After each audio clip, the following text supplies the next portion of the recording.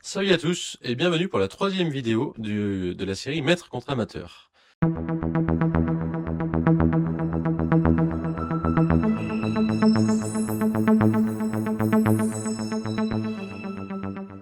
Donc aujourd'hui, on va commencer avec les noirs. Donc l'adversaire ouvre par E4. Je vais jouer la carocane cette fois-ci, donc C6. Donc c'est un adversaire qui est classé 1539.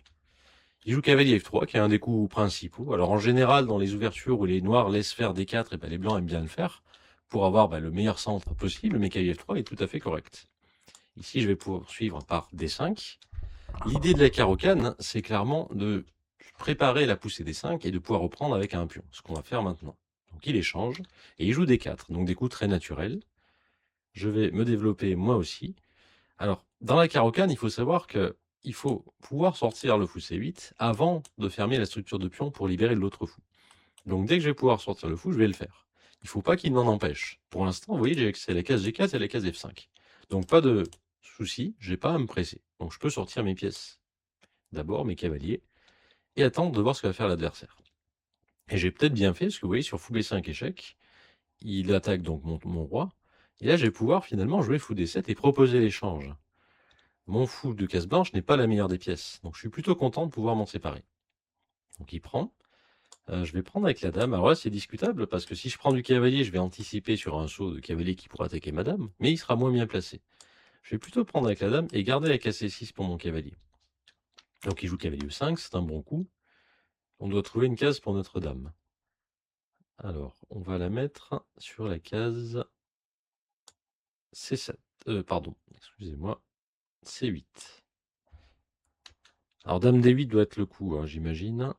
Donc là, il joue extrêmement vite, ça doit être son ouverture. Donc il joue dame F3. Donc je vais jouer E6 maintenant, on va sécuriser le centre. Il joue fou G5. Vous voyez, un joueur qui joue extrêmement vite son système. Donc il attaque le cavalier 2 fois. Je vais le protéger.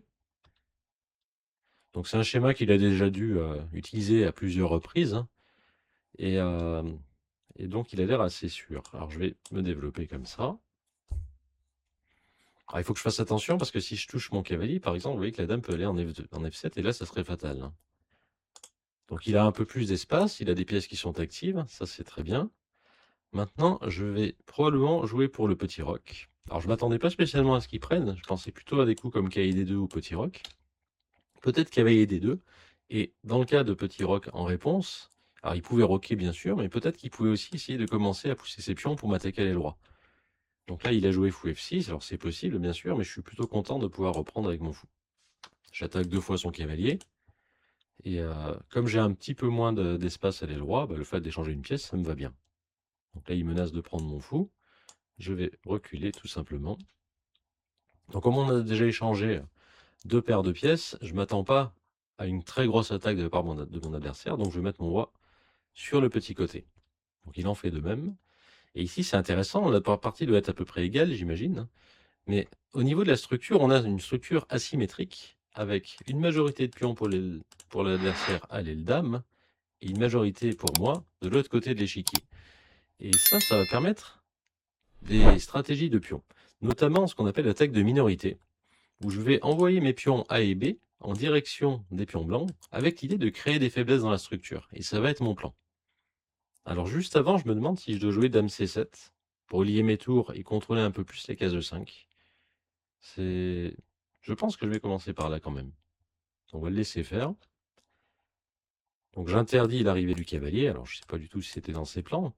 Il pourra toujours jouer tour E1 et le réaliser quand même. Mais non, il a choisi plutôt cavalier B3. Donc alors il pourrait venir ici, mais à ce moment-là, je pourrais prendre et détériorer sa structure. Donc je vais suivre mon plan et envoyer B5. Donc mon idée est très simple. Je veux continuer en poussant mes pions. À un moment donné, je vais jouer pour B4 et je vais créer un affaiblissement dans sa structure.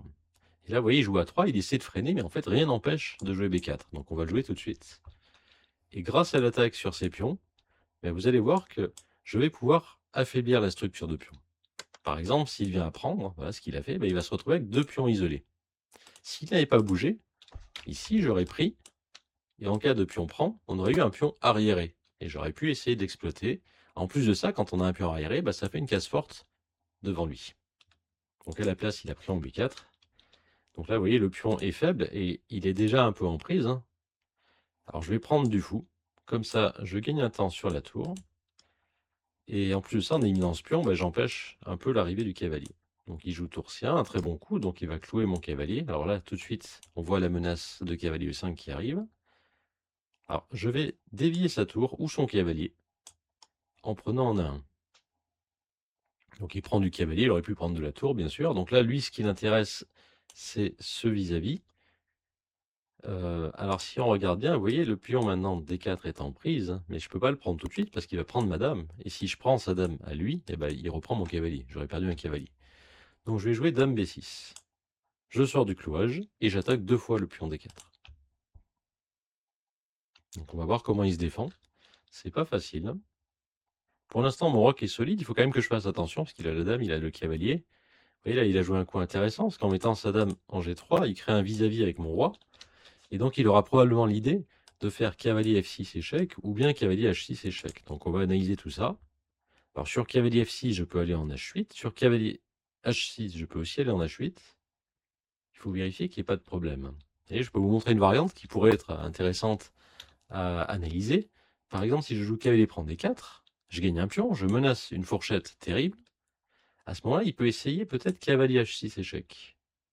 Je décale mon roi, et là, il prend en F7.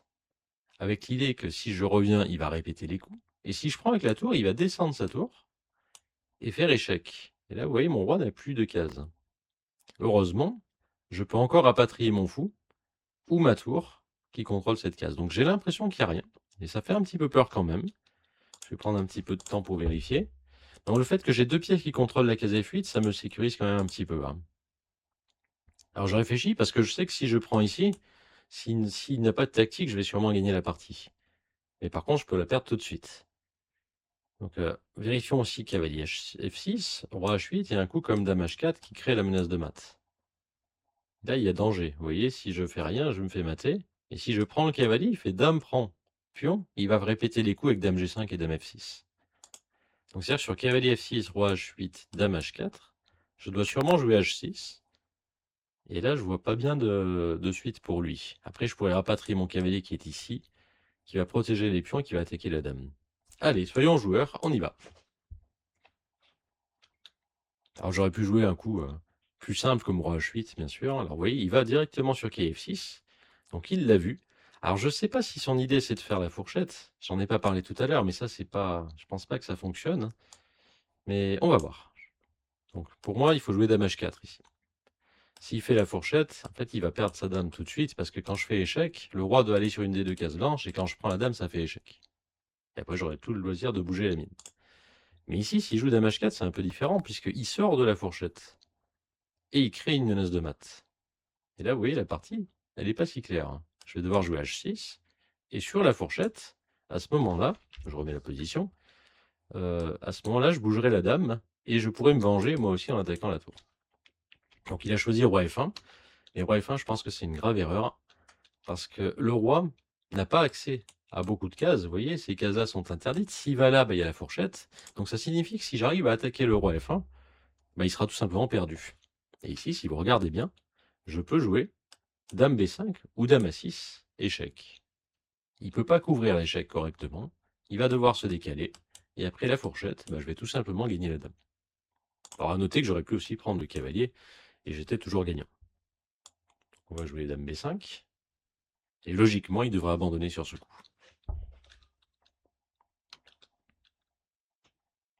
Voilà. Alors, je vous propose qu'on en fasse une deuxième. La partie est assez rapide. Donc, on va voir si on trouve un adversaire. Et on a un adversaire. Donc, un joueur classé 1493. Et on a les blancs cette fois-ci. Donc, on va commencer par E4. Et là, B6. Alors, B6, c'est très rare, hein. Ça s'appelle le début Owen. Alors, comme l'adversaire me laisse m'installer au centre, j'y vais. Donc, l'idée du début Owen, comme vous le voyez, c'est de mettre le fou en fianchetto et de contrôler donc la grande diagonale. Alors, de ce point de vue-là, c'est bien joué. Par contre, ça abandonne fortement le centre. Donc il joue E6. Alors très souvent, le fou va venir en B4 pour créer un clouage, ce qui va avoir pour effet déjà d'une, de menacer le pion E4, qui sera plus protégé, et de deux, d'échanger parce qu'il va avoir moins d'espace. Alors je peux jouer A3, qui est un coup très correct, et sinon je peux aussi laisser faire. Par exemple, jouer fou D3, et en cas de fou B4, je pourrais amener mon cavalier ici. On va faire ça. Alors je conseille souvent à 3 pour les joueurs qui veulent un peu sortir des sentiers battus. Et d'ailleurs, vous voyez ici, je pourrais très bien jouer aussi à 3. Mais je vais partir quand même sur la ligne que j'ai l'habitude de jouer, hein. Cavalier GE2. Donc le pion est suffisamment protégé. On a un fort centre, on se doit de le protéger. Et là maintenant, vous voyez, avec fou B4, il crée un clouage, et donc mon pion est réellement en prise. Et c'est maintenant que je vais jouer à 3.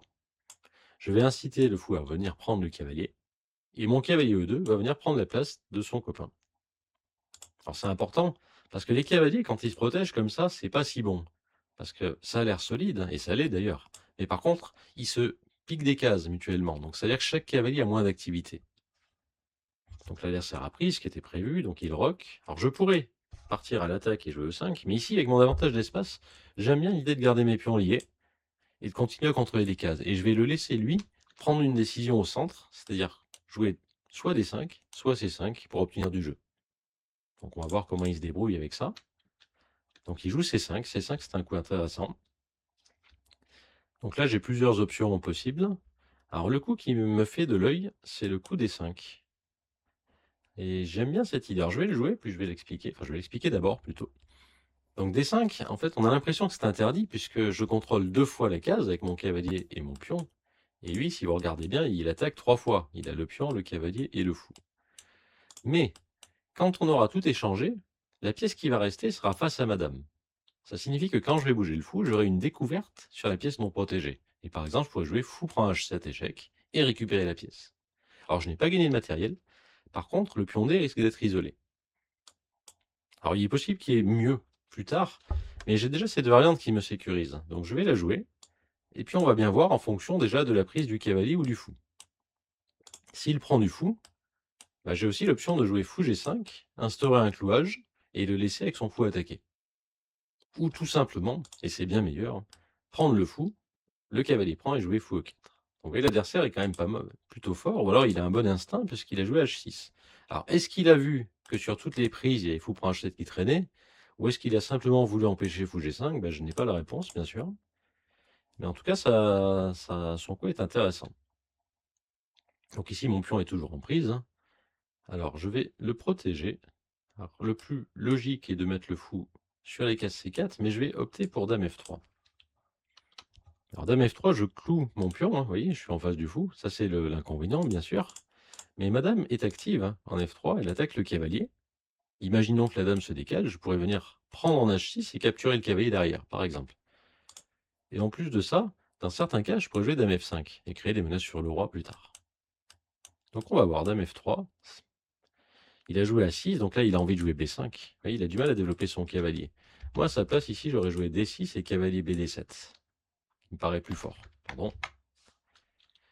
Donc là, je peux lui renvoyer la balle en jouant A4 tout simplement, et en attendant de voir ce qu'il va faire. Ou alors je laisse pousser. Alors, je vais quand même jouer A4.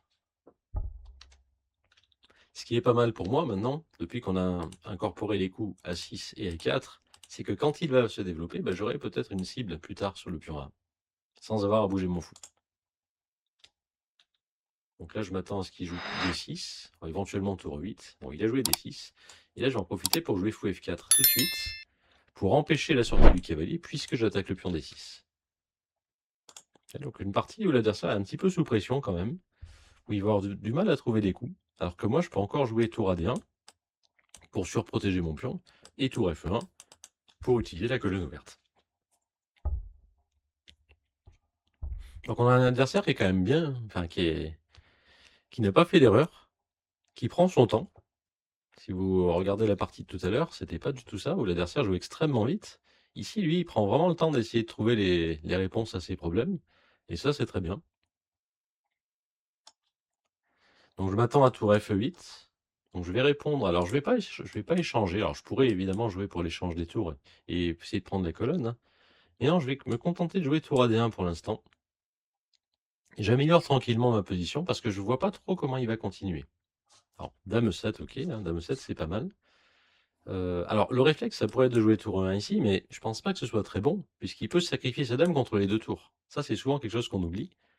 Mais s'il sacrifie la dame contre les 2 tours, en plus de ça, il va se retrouver avec une tour en 1 qui fait échec. Je vais être obligé de courir avec mon fou. C'est pas très agréable. Donc, je vais plutôt chercher autre chose. Donc là, maintenant qu'il protège le pion D6, il va pouvoir sortir son cavalier et peut-être venir en E5. Ça me gêne un petit peu. Donc ça lui permettrait de régler une grande partie de ses problèmes, hein. Alors bien sûr, j'ai regardé le coup dame en G3, mais dame G3, il va pouvoir faire une attaque double de ma dame et de mon fou. Donc je vois pas bien comment faire, hein.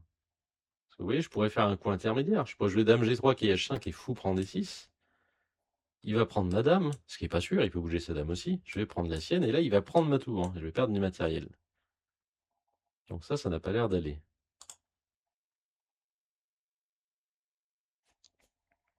Alors si j'avais eu un coup de plus, j'aurais joué G4, qui est un coup, alors surprenant, c'est sûr, hein, mais qui bloque un peu le cavalier, qui me permet dans certains cas de pousser, et qui me permet surtout d'abriter ma dame en G3 sans craindre cavalier H5. Ce qui m'embête, c'est qu'il va venir quand même bloquer assez vite, et ça, malheureusement, je vois pas trop comment empêcher, hein.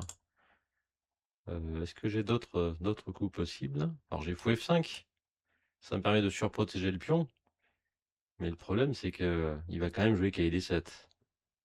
Et si je prends D7, il pourra reprendre avec la dame ou avec le cavalier sans problème. Donc je vais partir sur G4 quand même. Alors c'est un coup qui est très dangereux, bien sûr. Ça me permet d'avoir une case de sortie aussi, si jamais je change d'avis et que j'essaie d'échanger la dame contre les deux tours. Et je n'ai pas très bien joué, j'aurais peut-être dû jouer tour E1 finalement, plutôt que tour D1. J'ai voulu en avoir plus, en me disant qu'il ne trouverait pas de moyen de se libérer, et au final l'adversaire a trouvé une solution. Et une bonne solution en plus, hein. Donc là, je pense qu'il s'en sort bien. Après cavalier D7, je dis. Je joue dame G3, donc je vise le pion D. Alors, mon pion est aussi en prise, il faut que je fasse attention, bien sûr. Mais là, il pourra peut-être couvrir avec le cavalier en E5. Alors, je peux le clouer, mais c'est pas dit que ça débouche sur quelque chose de suffisant pour moi. Alors, bien sûr, j'aurais pu jouer de façon beaucoup plus tranquille, hein, avec H3 par exemple, ou un autre coup. Alors là, par contre, je suis très surpris de sa réponse. Très surpris parce qu'il me donne un pion et je vois pas bien comment il va pouvoir trouver du contre-jeu. Alors je peux ne pas prendre, mais attention à ces cas, donc là je vais pas perdre trop de temps, je vais prendre le pion B. Sachant qu'en plus, ça, vous voyez, quand je vais prendre avec le fou, bah, ça va libérer ma tour et donc ça va assurer la protection de mon pion D. Bah, donc là je pense qu'il a juste craqué. En plus de ça, maintenant que la tour bouge, bah, ça me permet de récupérer la colonne tout de suite. Donc la dame doit bouger, elle n'a pas beaucoup de cases, vous voyez, la seule case valable, c'est la case C7. Alors il peut aller en F8 aussi, mais là il bouge plus du tout. Et là, ça va plus, hein. Ok, donc là, une gaffe de l'adversaire. Donc maintenant, soyons précis, parce qu'on n'a quand même pas très bien joué pendant deux coups tout à l'heure avec tour D1 et G4. Donc on a la chance que l'adversaire a fait une erreur. Maintenant, il ne faut pas le rater. Donc ici, le premier coup qui me vient, c'est fou prend H6. Je vous en ai parlé tout à l'heure. L'idée de fou prend H6, c'est que je veux amener ma dame en F6. Donc c'est à regarder. Après, bon, il peut contre-attaquer en prenant le pion D, mais j'y crois pas trop. Bah, je vais prendre, hein. Alors il y avait d'autres options, bien sûr. J'aurais pu jouer de façon plus sûre en jouant H3 pour sécuriser le pion G un peu plus. J'aurais pu décaler madame en G3 aussi pour faire pression sur le pion D6. Mais je pense que fou prend H6, c'est pas mal. L'adversaire vient de faire une erreur et on va continuer à lui mettre la pression. Puis le pion H vaut quelque chose parce que vous voyez, après je pourrais aller en G5 et créer un clou H par exemple si l'adversaire ne prend pas mon fou. Donc on va voir ce qu'il fait. Alors il peut prendre le fou et laisser le cavalier, mais là c'est terrible puisque je vais encore prendre le pion H derrière. Et si l'adversaire tente un contre, par exemple cavalier prend pion, bah là je prends et son pion G est cloué tout simplement. Et enfin, donc l'autre coup que j'avais proposé, c'est cavalier prend D5.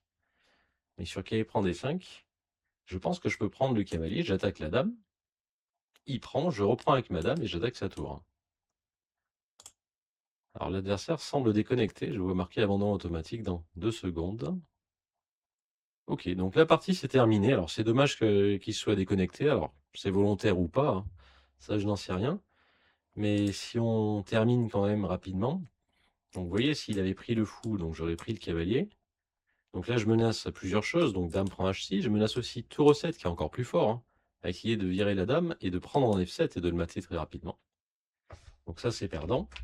S'il avait pris donc en G4, comme je vous ai dit, en se disant que qu'il allait récupérer le fou, bah, ça marchait pas du tout, parce qu'après dame prend G4, je clouais le pion G, donc j'avais une pièce de plus. Et enfin, s'il a pris en D5, avant de prendre en H6, bah à ce moment-là, je pouvais prendre le cavalier. Et comme je vous ai dit, en cas de prise, je reprenais de la dame, et il pouvait toujours pas prendre mon fou, puisque sa tour était en prise. Alors, je suis pas allé assez loin. Peut-être qu'on aurait pu regarder aussi tour A5 pour attaquer les deux fous. Mais ici, alors rapidement, déjà, je vois dame G5 et j'ai aucun problème. Ah, encore que j'ai peut-être parlé un peu vite. Je me dis que c'était rapide. Il peut encore jouer ça. Et là-dessus, il défend le mat. Il peut encore prendre mon fou. Bon, ça reste OK pour moi. Et vous voyez, là, j'ai encore de la chance puisque tour 8 échec. Tour prend, dame prend et je vais récupérer sa tour. Alors ça, j'avais pas du tout vu, hein. J'avais d'autres options. De toute façon, j'aurais eu le temps de calculer avant. Et dernier point ici, quand il prend en D5, cavalier prend D5, il peut aussi prendre le fou, en se disant que quand je vais prendre la dame, il va prendre la mienne. Mais là, c'est pareil, je vais regarder cette ligne et je pensais prendre sa tour, et sur fou prend tour, reprendre et jouer avec une pièce de plus. Et s'il venait à prendre mon cavalier, bah là j'avais une qualité de plus, une qualité à un pion, et là aussi c'est gagnant. Par exemple, tour E7, pour interdire un maximum de déplacement du cavalier, et là ça devrait gagner assez facilement. Très bien, donc c'est la fin de cet épisode, donc d'autres suivront évidemment. J'espère que ça vous a plu. Pensez à vous abonner, à mettre un petit pouce, ça m'aide toujours, et puis ça référence la chaîne un petit peu mieux. À très bientôt.